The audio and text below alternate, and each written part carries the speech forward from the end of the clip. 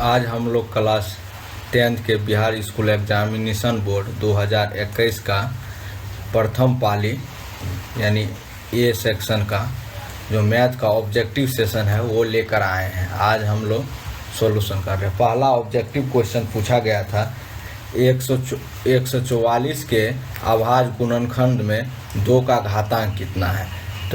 तो 144 का अभाज्य गुणनखंड निकालेंगे ऐसे 2 से 72, 2 से 36, 2 से 18 मरतबे, 2 से 9 और 3 से 3 और फिर 3 से।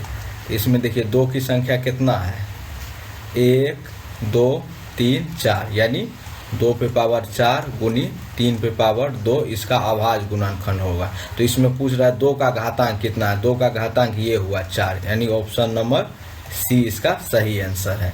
ठीक है। नेक्स्ट सवाल कह रहा है निम्नलिखित में कौन सा अपरिमेय संख्या है। अपरिमेय संख्या अगर रूट के अंदर रहेगा तो उसका हम रूट नहीं हटा सकते, मतलब उसका पूर्ण रूप से वर्गमूल नहीं निकाला जा सकता। देखिए पहले रूट 17 है, ये देखिए अभाज्य संख्या है, इसका वर्गमूल नहीं निकलेगा यानी यही आंसर होगा। लेकिन रूट 10 देखिए रूट 10, तो रूट 10 का जो होगा तो इसका निकालेंगे तो ये भी अपरिमेय संख्या ही है, तो ये भी हो सकता है। तो ये 4 का वर्गमूल निकालेंगे तो 4 का वर्गमूल 2 होता है, इसका रूट के बाहर हो जाता है तो 2 होगा। ठीक है। उसके बाद सॉरी यहाँ पे जो है 10 नहीं 100 है, 100 का वर्गमूल निकालेंगे तो ये 10 होगा यानी ये नहीं होगा, ये होगा। चेक कर लेते हैं। देखिए रूट 16 का वर्गमूल 4 हुआ और रूट 25 का वर्गमूल 5 हुआ यानी 4 + 5 यानी इसका वैल्यू 9 हो जाएगा। तो यानी ये भी नहीं होगा, यानी इसमें अपरिमेय संख्या केवल ये है। ठीक है। नेक्स्ट सवाल पे आ रहे हैं। कह रहा कौन सा अभाज्य निम्नलिखित में कौन सा अभाज्य संख्या है। इसमें अभाज्य संख्या कह रहा है। अभाज्य संख्या वो संख्या होती है जो एक और स्वयं के अलावा अन्य संख्या से विभाजित नहीं होता है। जैसे जो संख्या उससे और एक के अलावा किसी और से एक से हम विभाजित कर देंगे वो संख्या भाज्य हो जाएगी यानी अभाज्य नहीं होगी। देखिए इसको लिख सकते हैं 13 × 7। देखिए इसमें एक भी नहीं है, 2 संख्या गुणनफल के रूप में हो गया यानी ये अभाज्य संख्या नहीं है। ठीक है। देखिए 213, देखिए 2 1 3 3 6 यानी 3 से विभाजता का क्या नियम है, अंकों का योग 3 से विभाज यानी 3 से लग जाए, 3 × 71 लिख सकते हैं 213। देखिए ये 41 शायद किसी से विभाजित नहीं है और ये 5 1 6 ये भी 3 से विभाजित, 3 से विभाजित होगा 167। ये मतलब केवल यही है जो अभाज्य संख्या है। ठीक है। 2 लगातार संख्याओं का मौसक कितना होगा। देखिए कोई भी 2 लगातार संख्या ले लीजिए, जैसे 10 और 11 ले लेंगे तो देखिए एक ठो सम संख्या होता है, एक ठो विषम, या 11 12 लेंगे तो एक ठो विषम हुआ एक ठो सम होगा। एक ठो सम और विषम संख्या का हमेशा मौसक 1 होता है। इसका मौसक निकालिएगा ना 10, देखिए 11 1 मरतबे 10 1 से फिर 10 मरतबे ऐसे ही निकालते हैं, मतलब मौसक हमेशा 1 यानी कॉमन कुछ भी नहीं होगा, यही होगा ऑप्शन। ठीक है। देखिए निम्नलिखित में कौन सा परिमेय संख्या है। सब देखिए रूट के अंदर लिखा हुआ है। ठीक है। ये भी रूट के अंदर लिखा है और यहाँ पे ये लिखा हुआ है। ठीक है। तो ये रूट अंडर 144, तो 144 का देखिए तो 1 का वर्गमूल 1 होता है और इसका 12 यानी रूट के बाहर हो गया, तो ये परिमेय संख्या हुआ। ठीक है। Option number A. ये भी चेक कर लेते हैं 50/500 का रूट अंडर है। ठीक है। तो ये कट गया 10 हुआ, माने 1/√10, ये नहीं परिमेय संख्या है। ठीक है। देखिए 32 रूट अंडर 32 को लिख सकते हैं हम 4√2। ठीक है। तो ये भी परिमेय संख्या नहीं हुआ। 5 + √5 और एक भी, ये भी हम जानते हैं परिमेय संख्या और अपरिमेय संख्या का योग हमेशा अपरिमेय संख्या होता है। ये भी अपरिमेय संख्या है, तो परिमेय कह रहा है तो ऑप्शन नंबर 1 ही सही है। चलिए नेक्स्ट सवाल कह रहा है किसी पूर्णांक p के लिए प्रत्येक सम पूर्णांक का रूप होता है। सम पूर्णांक किसे कहते हैं जिसमें 2 से पूरा भाग लगे। देखिए सब में भाग लगे 2p +1 में 2 से भाग लगेंगे तो p + 1/2 होगा। पूरा तो भाग नहीं लगा तो ये नहीं होगा, ठीक है। p/2 तब p कोनो पूर्णांक हो सकता है। मान लीजिए 1 मानेंगे तो 1/2, यानी ये नहीं लगता है। देखिए इसमें भी 2 नहीं है, इसमें ही केवल 2 से पूरा भाग लग जाता है। 2p/2 से भाग देंगे यानी p मतलब, यानी p कोई भी पूर्णांक हो सके, यानी डी नंबर ऑप्शन सही है, क्योंकि इसमें ही केवल 2 से भाग लगेगा। जिसमें 2 से भाग लगेगा वही सम संख्या होगा, ठीक है। नेक्स्ट सवाल देखते हैं। निम्नलिखित में किसका दशमलव प्रसार अशांत है? अशांत के लिए हर्ज होगा, जैसे p/q कोई पूर्णांक होगा तो उसका q होना चाहिए 2m या इसके रूप में होना चाहिए, 2 या 5 होना चाहिए, उसके अलावा कोई और नहीं होना चाहिए। अगर होगा तो उसको हम कैंसिल आउट करने का कोशिश करें, अगर नहीं होगा तो वो दशमलव प्रसार उसका अशांत होगा। देखिए 23/50, इस 50 को केवल देखना। 50 का जो अभाज्य गुणनखंड निकाल लेंगे 2 × 5 × 5, इसमें देखिए 2 और 5 के अलावा कोई और है नहीं, तो इसका दशमलव प्रसार शांत होगा। हमको अशांत पूछ रहा है तो ये भी नहीं होगा, ठीक है।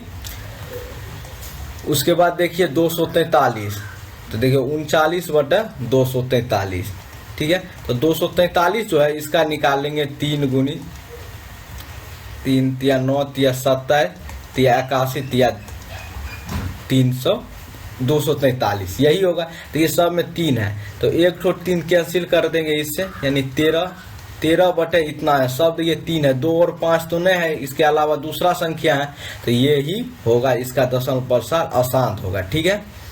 और इसका देखिए इस सब में 2 और 5 ही है, इसमें भी 2 ही 5 है। चलिए नेक्स्ट सवाल देखिए। बहुपद कह रहा 5y² - 14y + 8 के शून्यकों का योग क्या होगा? जैसे 2 घात बहुपद ये है, इसका व्यापक रूप ये है। इसमें कहता है अल्फा + बीटा यदि शून्यकों का योग बराबर होता है -b/a, यानी x का गुणांक। तो यहाँ पे अगर y वाला है तो y का गुणांक कितना है? तो -14, तो माइनस इंटू -14, ये कितना है? यहाँ पे 5 है तो 5 दे देंगे, यानी 14 बटे माइनस प्लस मैंने 14/5, जो कि ऑप्शन नंबर सी में है, यही आंसर होगा। नेक्स्ट सवाल कह रहा है एक अशून्य परिमेय, यानी शून्य नहीं होना चाहिए, ये नहीं होगा, ठीक है। परिमेय और अपरिमेय संख्या का गुणनफल हमेशा अपरिमेय, ये मतलब अपरिमेय संख्या गुण होता है। जैसे मान अगर आता है, आपको नहीं याद है तो एक वो परिमेय संख्या मान लेंगे, 2 मान लिया, एक ठो अपरिमेय संख्या ई करेंगे, तो ई हमेशा 2√3 आता है, जो कि एक अपरिमेय संख्या है, तो इसका हमेशा अपरिमेय संख्या, जो कि ऑप्शन नंबर बी में, यही आंसर होगा। नेक्स्ट सवाल कह रहा है बहुपद इतना के शून्यंक है, ठीक है। तो जिसका शून्यंक है तो निकालने के लिए सब बराबर 0 कर देंगे उस बहुपद का, ठीक है। तो x² बराबर -11 इस साइड जाएगा तो +11, तो x बराबर क्या है? इसका रूट होगा, तो √11 प्लस माइनस, क्योंकि प्लस का भी स्क्वायर करेंगे तब पर भी आ जाएगा 11, और माइनस का भी स्क्वायर, जैसे 11 का स्क्वायर करेंगे तो 11 का स्क्वायर करेंगे तब पर भी 11 आएगा, √11 का स्क्वायर, और माइनस √11 का स्क्वायर करेंगे तब पर भी 11 आएगा, ठीक है। इसलिए इसका प्लस इसका होगा 11 और माइनस √11, ये दोनों होगा, ये प्लस वाला ये माइनस वाला दोनों इसका आंसर होगा, ठीक है।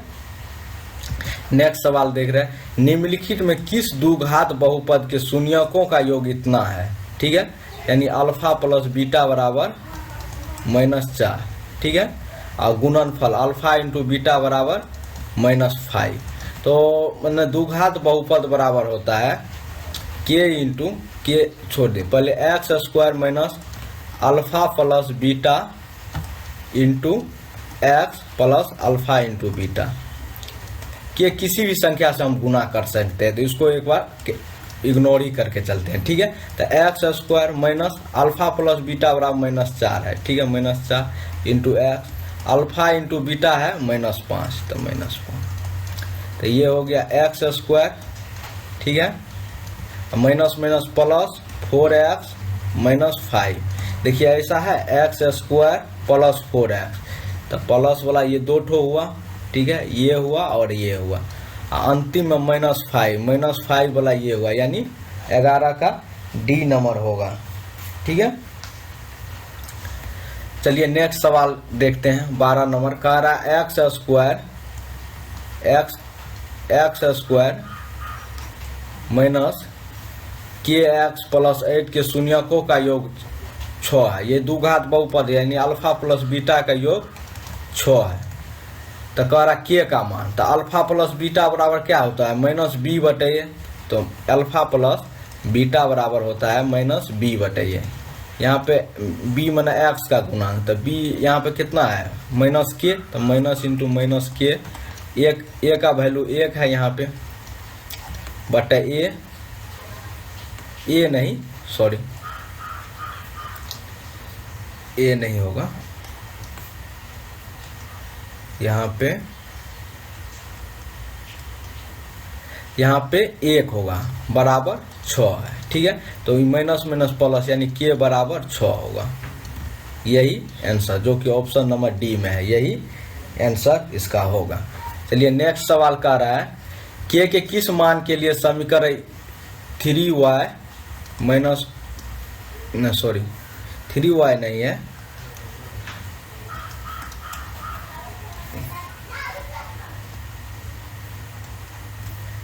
3x माइनस y बराबर -8 और 6x माइनस KY बराबर -16 का समपाती होगा। समपाती के लिए एक दो चर वाले रेखिक समीकरण के लिए एक रिलेशन है a1/a2 बराबर b1/b2 बराबर c1/c2 होगा। ठीक है, तो देखिए, तो इसको इसी साइड है, दोनों को रहने दीजिए या इस साइड कीजिए। तो इसका स्टैंडर्ड ऐसे हम सबसे पहले कर लें, 6x माइनस y प्लस 8 बराबर 0।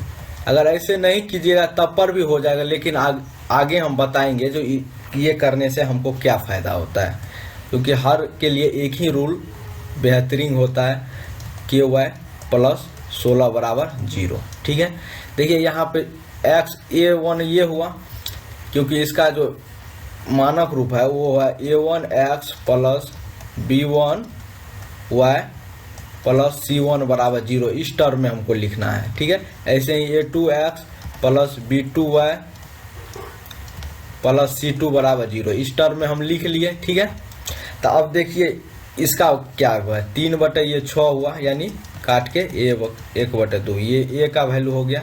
ठीक है, वैसे ही कह रहा है ये हो गया -1/-k। ठीक है, तो कह रहा k का वैल्यू, तो ये कट गया, यानी 1/k। 1/k जो है वो 1/2 के बराबर होगा, यानी 1/2 बराबर 1/k, यानी k बराबर कोना कोनी गुना हो जाएगा, तो 1/2 k का मान हो जाएगा 1। k का मान हो जाएगा, देखिए यहाँ पे k है ना, k बराबर होगा, सॉरी यहाँ पे ये नहीं होगा, k बराबर होगा, इसको इससे गुना करेंगे, इसको इससे, यानी k बराबर 2 होगा, जो कि ऑप्शन नंबर ए में है, यही आंसर होगा। ठीक है, नेक्स्ट सवाल पे जाते हैं। शून्य इतना वाले दो घात बहुपदों की संख्या, देखिए यहाँ पे अनगिनत लिखा हुआ है, अनगिनत मतलब बहुत सारे हो सकते हैं। ठीक है, तो देखिए, तो इसका होता है शून्यकों का योग, यानी अल्फा प्लस बीटा बराबर 4, और गुणनफल इसका अल्फा प्लस बीटा यानी 4 + 7, ये शून्यक है, यानी 11 हो गया। अल्फा इंटू बीटा दोनों का गुणनफल 4 × 7 यानी 28 हो गया। ठीक है, दोनों मिल गया, तो इसका स्टैंडर्ड फॉर्म होता है x² minus alpha plus beta into x plus alpha into beta. ठीक है, ये होता है, लेकिन यहाँ पे ये अधूरा ही फॉर्मूला है, पूरा फॉर्मूला ये होता है के मतलब किसी से गुना हम करेंगे तो वही आएगा। ठीक है, तो x² अल्फा प्लस बीटा का 11, तो 11x प्लस 28 इंटू के। देखिए के एक चर है, इसका मान बदलते रहता है, के एक चर है, इसका मान हमेशा ऑलवेज चेंज होते रहेगा, ठीक है। तो इसलिए इसका अनगिनत सॉल्यूशन होगा, क्योंकि इसका एक्सटेंड किसी भी, अगर हम कोई भी मतलब एक नॉर्मल संख्या किसी भी अंक से गुना करेंगे, वो बहुपद का शून्यक चेंज नहीं होगा। बहुपद चेंज हो सकता है लेकिन उसका शून्यक चेंज नहीं होगा, ठीक है। इसका अनगिनत होगा, ठीक है। 15 नंबर का सवाल कह रहा है निम्न किस समीकरण का एक मूल 2 है। तो इसमें पहला समीकरण दिया हुआ है, जैसे पहला समीकरण है x² माइनस 4x माइनस 21 बराबर 0, ठीक है। तो अगर ये इस 2 इसका होगा तो यहाँ पे जहाँ पे x का मान जो वैल्यू दिया वहाँ पे 2 देंगे तो ये 0 होना चाहिए। तो देखिए 2 का स्क्वायर माइनस 4 गुनी 2 माइनस 21, तो ये देखिए 4 में से 8 गया माइनस 21, यानी 4 माइनस 29 कितना होगा माइनस 25 हो गया। तो ये तो 0 के बराबर नहीं होगा, यानी ये इसका शून्य नहीं है, ठीक है। ऐसे ही दूसरा करेंगे। देखिए इसमें 2 जो ऑप्शन है, ऑप्शन के हिसाब से हम चलते हैं, ठीक है। तब देखते हैं क्या, क्योंकि हमको कम समय रहता है उसमें। तो x² सेकेंड नंबर है, ये a नंबर। बी नंबर में क्वेश्चन है x² माइनस 4x प्लस 5 बराबर 0। देखिए यहाँ पर भी सम संख्या होगा, क्योंकि ये सम है, ये भी सम है और ये विषम संख्या है। तो या सम और विषम संख्या का योग कभी भी 0 नहीं हो सकता है, ठीक है। तो ये ट्राई नहीं करेंगे, ठीक है। सी नंबर में देखिए दिया हुआ है x² माइनस 2x प्लस 1 बराबर 0। तो यहाँ पर भी देखिए, यहाँ पे ये विषम संख्या है, ये भी सम संख्या हो जाएगा। 4 ये भी सम संख्या हो जाएगा, तो इसी ये भी नहीं होगा। डी नंबर एक बार देखते हैं क्या है। डी नंबर में है 2x², ठीक है, माइनस 7x प्लस 6 बराबर 0। देखिए यहाँ पर देखिए ये भी सम संख्या हो जाएगा, यहाँ माइनस 7 तो विषम संख्या, लेकिन 2 जैसे ही देंगे ये भी सम हो जाएगा, ये भी सम, यानी इस पे हो सकता है। एक बार देखते हैं, 2 × 2 का स्क्वायर माइनस 7 गुनी 2 प्लस 6। तो देखिए ये 4 दूनी 8 माइनस 14 प्लस 6, 8 6 14 माइनस 14 यानी 0।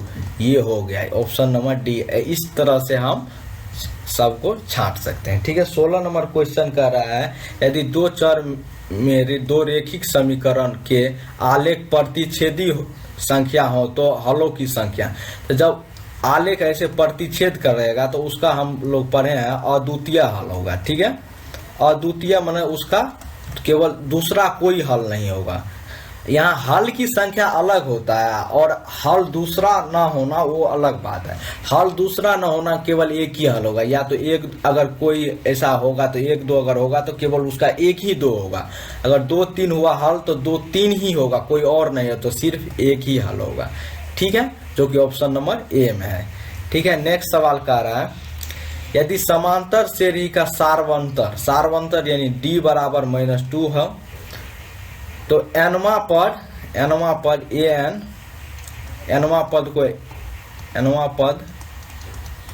an माना गया है। तो कह रहा है A17 माइनस A13 का वैल्यू कितना होगा, ठीक है। हम लोग इतना पढ़े हुए हैं, यदि A2 रहेगा तो A plus 2 minus 1 into D, यानी A प्लस डी।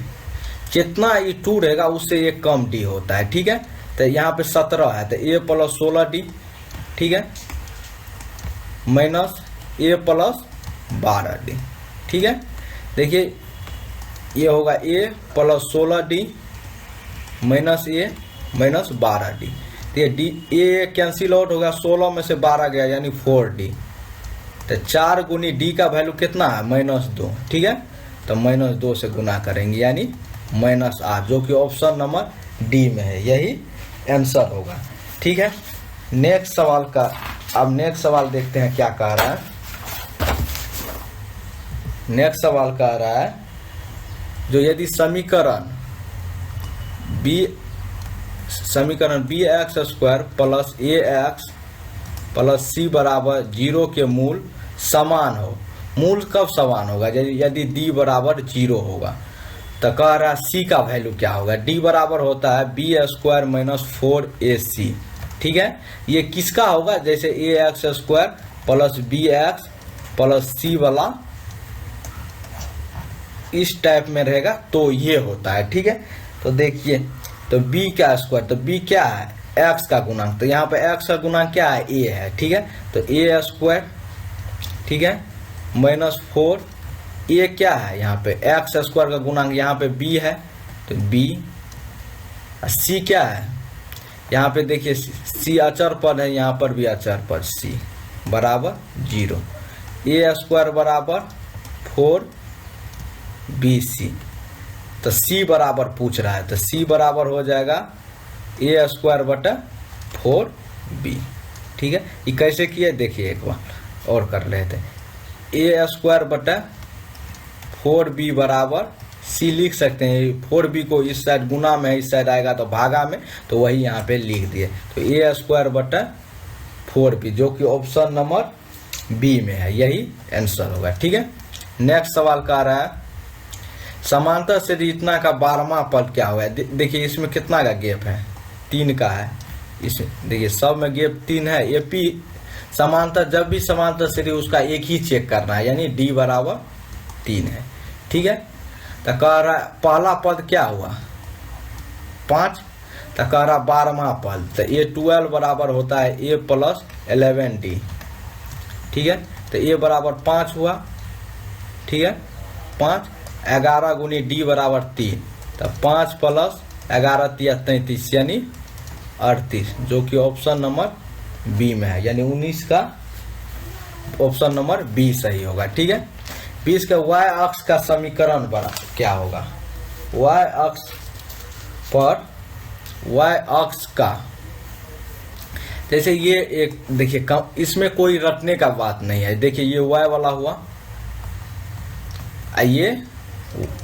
ये x वाला। ठीक है, यहाँ पे प्लस साइड में कुछ नहीं, माइनस साइड में डैश होता है। ठीक है, यहाँ पे देखिए y अक्ष का समीकरण, y अक्ष पे देखिए, इस अक्ष पे रहेगा तो क्या होगा? तो y का वैल्यू 1 भी हो सकता है, 2 भी हो सकता है, कुछ भी हो सकता है। ठीक है, तो x का वैल्यू क्या होगा? x हमेशा इस पे 0 0, क्योंकि इसका जो रहता है 0 0 रहता है, यानी x का भी वैल्यू 0, y का भी वैल्यू मून। ऊपर जैसे ही जाएंगे तो 0 0, यानी x बराबर 0, जो कि ऑप्शन नंबर बी में है, यही आंसर होगा। ठीक है, नेक्स्ट सवाल कह रहा है समांतर से भी इतना में कौन सा पद प्रथम पद ऋणात्मक होगा? देखिए a बराबर कितना हुआ? 25। ठीक है, और d बराबर कितना है? देखिए हमेशा देखिए 15 कितना घट रहा है? -5, यानी 15 में से 20 अगर घटाएंगे तो कितना होगा? -5। देखिए 25 को अगर हम 25 में से कितना -5 कर सकते हैं जो 0 हो जाएगा, या उससे कुछ पॉजिटिव रहेगा, यानी -5 में को 5 बार गुना करेंगे तो ये 0 होगा। 0 ना ही पॉजिटिव है और ना ही निगेटिव है, तो कौन सा पद का ऋणात्मक पद होगा? तो यानी माइनस वाला। यदि हम 25 में से 30 घटाएंगे, क्योंकि 5 के ही टर्म में हमको घटाना, 30 है तो ये -5, यानी 6d हमको घटाना है। ठीक है, 6d मतलब कौन सा पद होता है? किस पद में छठा डी आता है? तो हम जानते हैं जब भी d होगा, जैसे nवां पद होगा तो a प्लस n-1d, यानी जो d रहेगा उससे एक ज्यादवा पद होगा। यदि छठा डी माने ये कौन सा टर्म होगा? 7वां टर्म होगा, यानी 7वां पद होगा, क्योंकि 7वां पद जैसे ही लिखेंगे तो a प्लस 7 में से 1, यानी 7 - 1 इंटू डी, यानी a प्लस 6d होगा। तो इसलिए हमको 7वां पद, जो कि ऑप्शन नंबर बी में, यही इसका सॉल्यूशन है। ठीक है, ठीक है, ऐसे ही मिलते हैं। Thanks for watching my video, for watching my video. मिलते हैं नेक्स्ट वीडियो में। ठीक है। जय हिंद।